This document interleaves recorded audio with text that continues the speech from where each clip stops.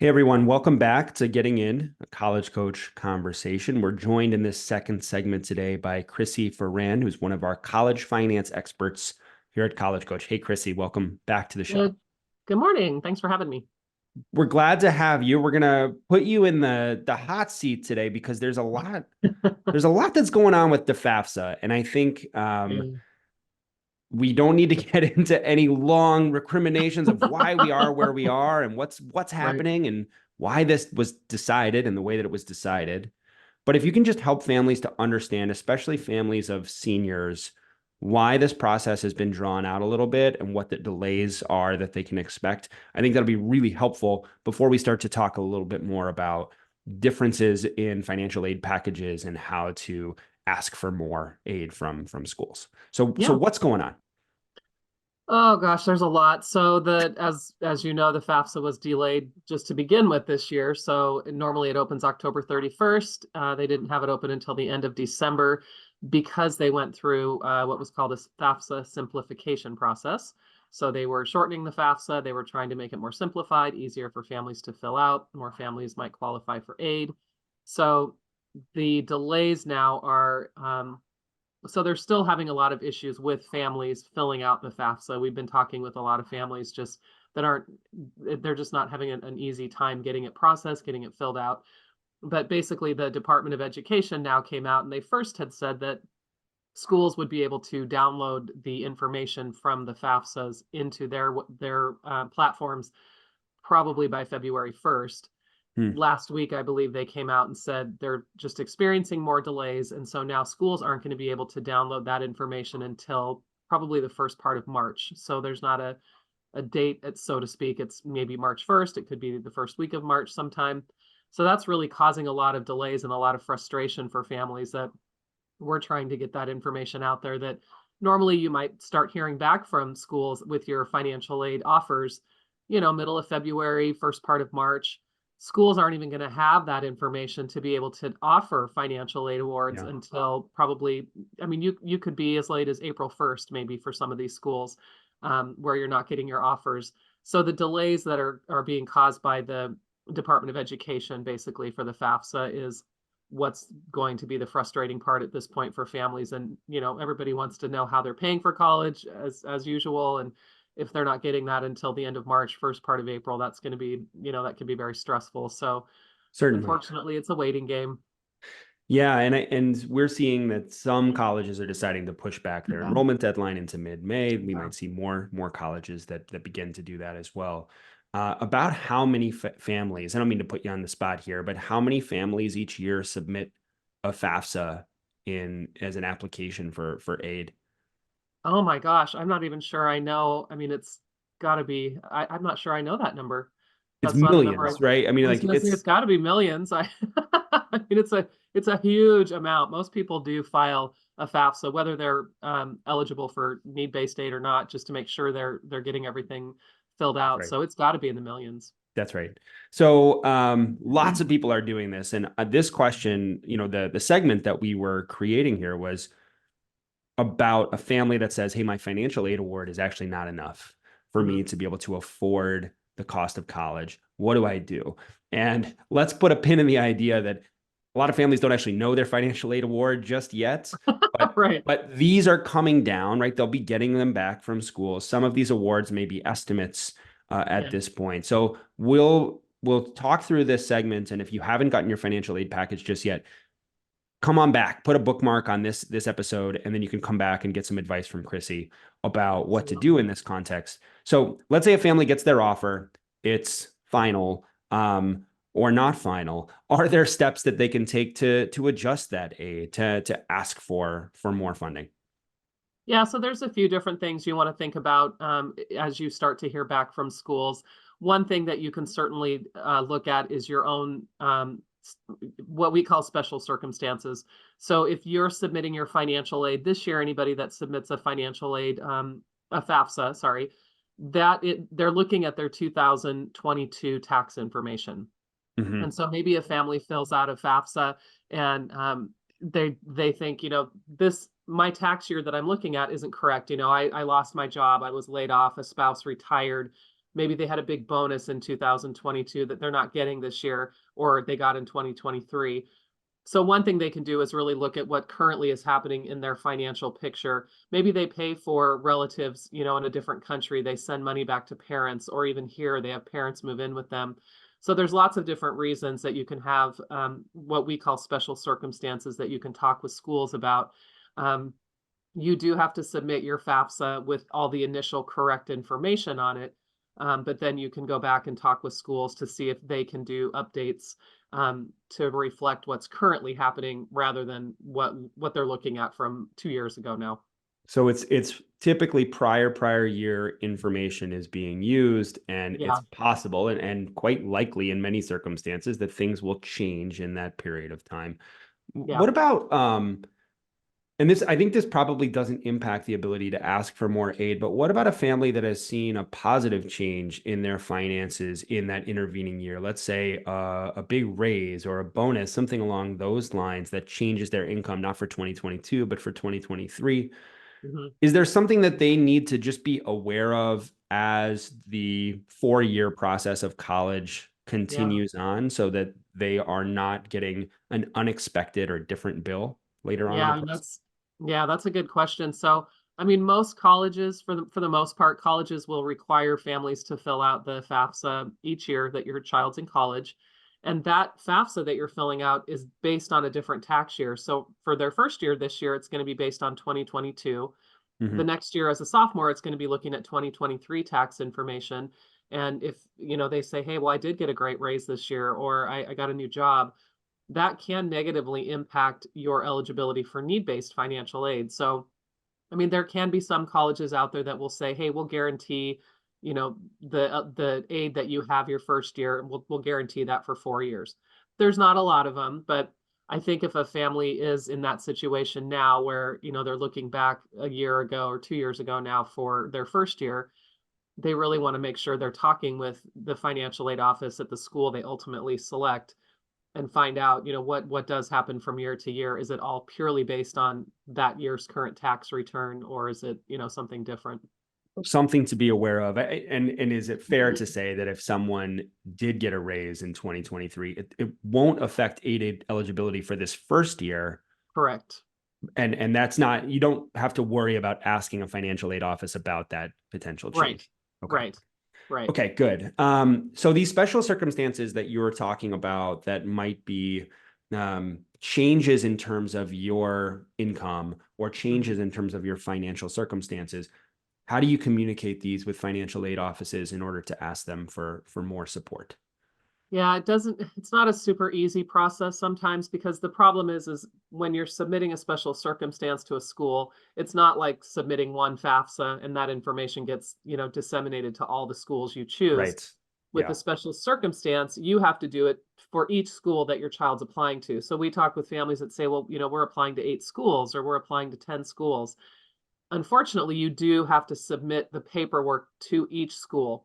So if you filled out the FAFSA and your child's applying to 5 schools or 8 schools, and you want to make sure all of those schools know what your circumstance is and that you want them to change or update the FAFSA, each school has their own process. A lot of them have their own paperwork that you have to fill out. So typically you have to, for example, if you say, my spouse got laid off or my spouse retired, most schools are going to need documentation for what your Mhm. circumstance is, what the changes are, so that they can update the FAFSA. So they may ask for a letter of the layoff notice, or a letter saying that your last day of work was when you retired. But each school is going to have their own process. They're all going to have you fill out different forms. So you are going to end up going to every different financial aid office at all of the schools your child applied to, if you want to make sure they take that into consideration and figure out what they need to take all of that information in.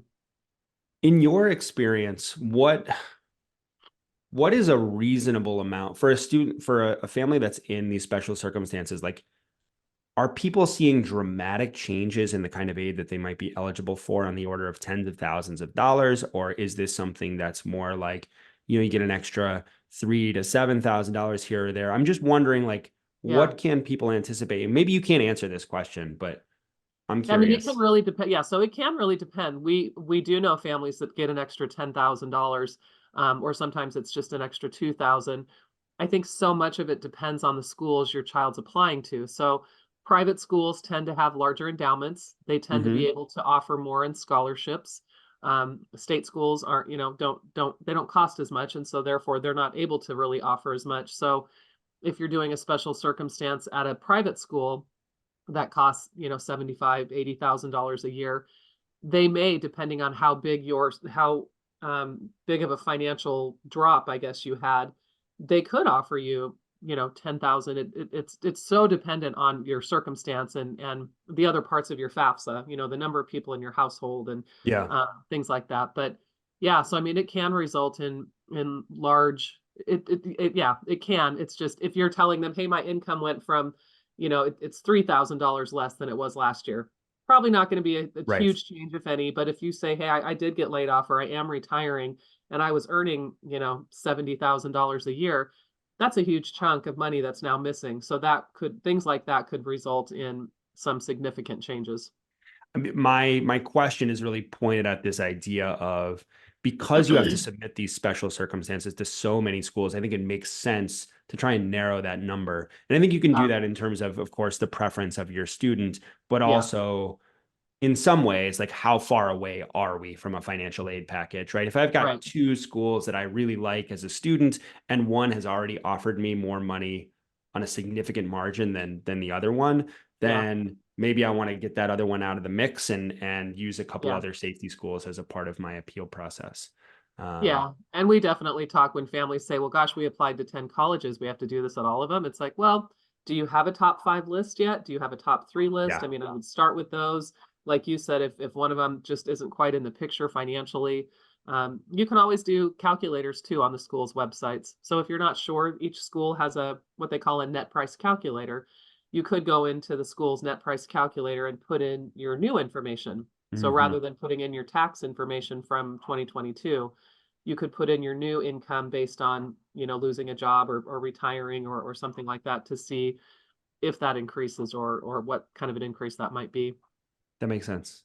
Now, you alluded a little bit to merit scholarships as part of this process, and we're talking a Mhm. lot about need-based aid so far, but merit Yeah. scholarships are also a big source of support. Um, some families will say, hey, can I ask for more merit money? Right? I've qualified for this president's scholarship or I've won this trustee's scholarship. Can I go back and ask for more? Do you find that there typically is an opportunity to increase that award? And how can families put themselves in positions to be successful there? Yeah, I mean, we always say it doesn't hurt to go back and ask. So, merit scholarships, which are academic in nature, they're not typically based on financial need. Those are awarded typically by the admissions office. And so, we do talk with families a lot about, it doesn't hurt to go back and say, hey, there's certain reasons that we're wondering if you can offer us a little bit more in this merit scholarship. The worst they're going to do is say no. It doesn't change your acceptance into the school, it doesn't change your current merit scholarship at all. So most schools will look at it.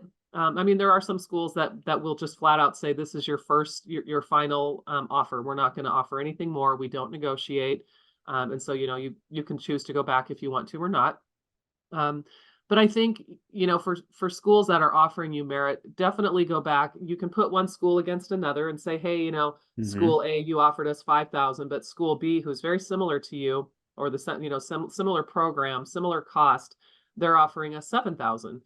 So we really want to go to your school, but we're getting a better option and a better deal over at this school. So if there's anything you can do to increase that, so I think, sharing updates academically. So if anything has happened with the students since they've applied to school, if they've won awards, if they've joined new clubs or grades increased, SAT scores increased, I think that can be important to share with the school, just so they can get a look at, what the student's been doing since then. Um, but I think, yeah, so I mean, I think it's definitely worth going back to the admissions office at any school your child applies to and just seeing if there's anything they can do. So I think average, merit increase from what we hear with families can be $3,000 more. That's It nice. just depends, private schools again can typically negotiate more than state schools can. They don't have as much funding a lot of times. So a lot of state schools aren't real hard pressed to negotiate, just kind of depends.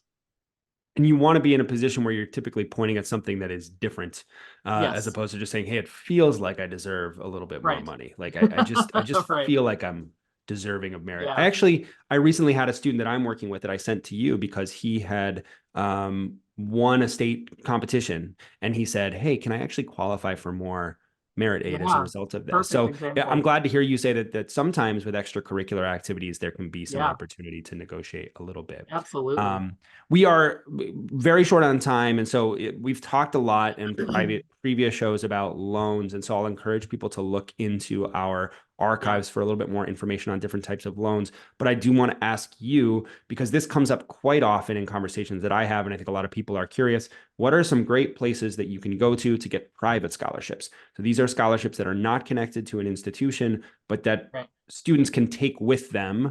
wherever they go. They can sometimes be a great way to pay for books, pay for travel expenses, other educational expenses.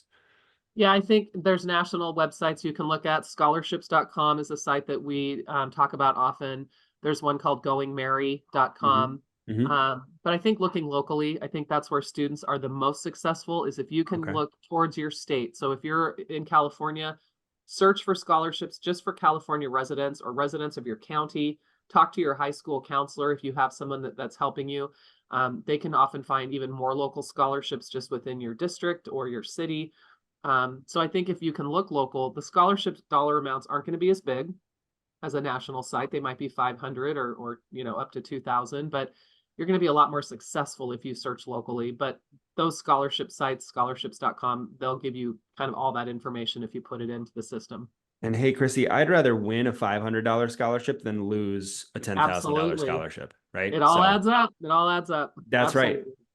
Thanks a lot for coming on the show today and helping us talk through this. And I'm sorry that it has been such a confusing I am winter too. in the Feel so financial bad aid for world. families. It's been It's tough. a little more, need some patience a little bit longer. Eventually things will be clear, I hope. Yes, they I will. hope. Next All year will right. be great.